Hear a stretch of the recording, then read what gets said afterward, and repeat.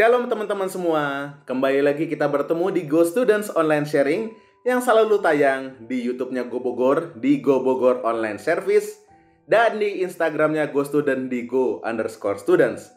Hari ini bersama saya Kasanto, kakak akan bagikan satu sharing mengenai dimulai dari gereja. Kita baca dulu ayatnya di dalam Matius 20 ayat 28. Matius 20 ayat 28. Dikatakan di sana, sama seperti Anak Manusia datang, bukan untuk dilayani, melainkan untuk melayani dan untuk memberikan nyawanya menjadi tebusan bagi banyak orang.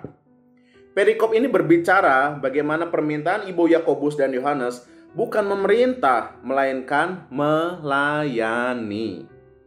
Jadi, pelayanan kita bisa dimulai dari gereja.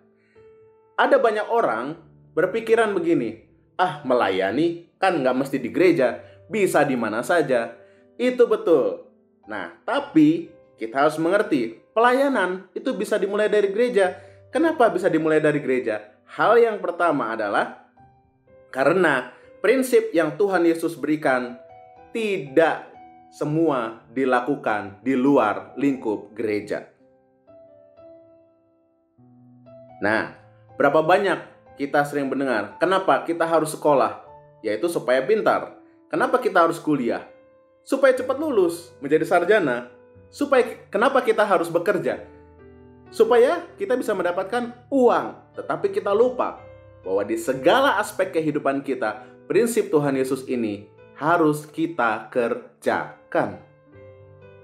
Coba berapa banyak teman-teman dari teman-teman ini kalau di sekolah kita ingat, kita harus melayani teman-teman kita. Di kampus juga sama.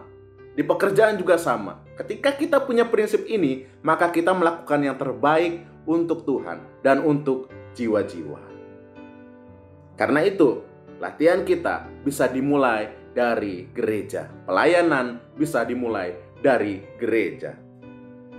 Hal yang kedua, kenapa pelayanan atau melayani itu bisa dimulai dari gereja? Karena dengan melayani di gereja, maka karakter kita itu dibentuk dan didewasakan.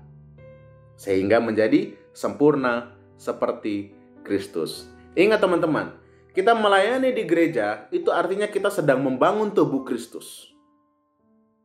Nah, anggota tubuh satu dengan yang lain bisa saja terjadi slack, bisa saja terjadi masalah. Tetapi dengan respon yang benar, maka karakter kita bisa semakin dibentuk, semakin didewasakan, dan akhirnya semakin disempurnakan seperti Kristus. Hal yang ketiga, kenapa pelayanan itu bisa dimulai dari gereja? Karena di dalam gereja, karunia rohani masing-masing orang itu dipertanggungjawabkan lewat firman Tuhan dan pemimpin rohani. Yes, firman Tuhan ini adalah sesuatu yang mutlak, sesuatu yang benar. Dan karunia rohani kita akan dipertanggungjawabkan lewat firman Tuhan. Gak hanya itu, lewat pemimpin rohani kita yang bisa menjadi mentor kita untuk kita bisa melayani Tuhan dengan semua talenta yang Tuhan sudah berikan. Dan hal yang keempat, kenapa melayani itu bisa dimulai dari gereja?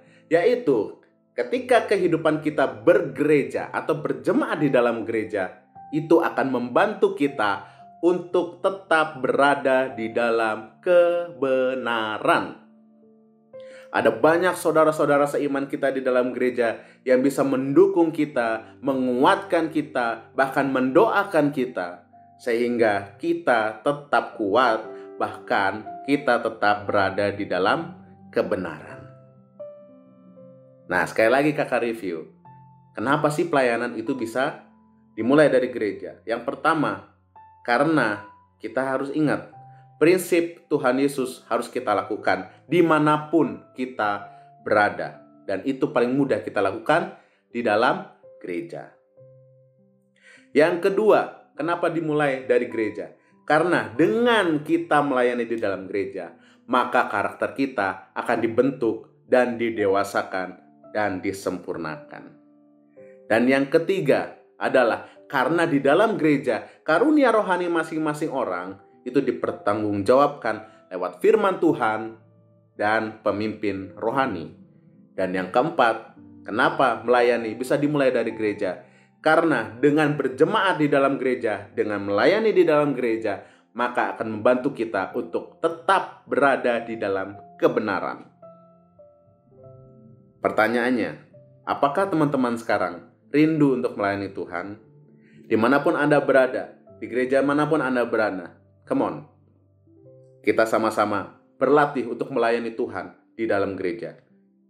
Lalu kita akan bisa melayani Tuhan dimanapun kita berada, di luar gereja ataupun dimanapun Tuhan menempatkan kita. Demikian sharing dari Kak Santo. Tuhan Yesus memberkati kita semua. God bless you.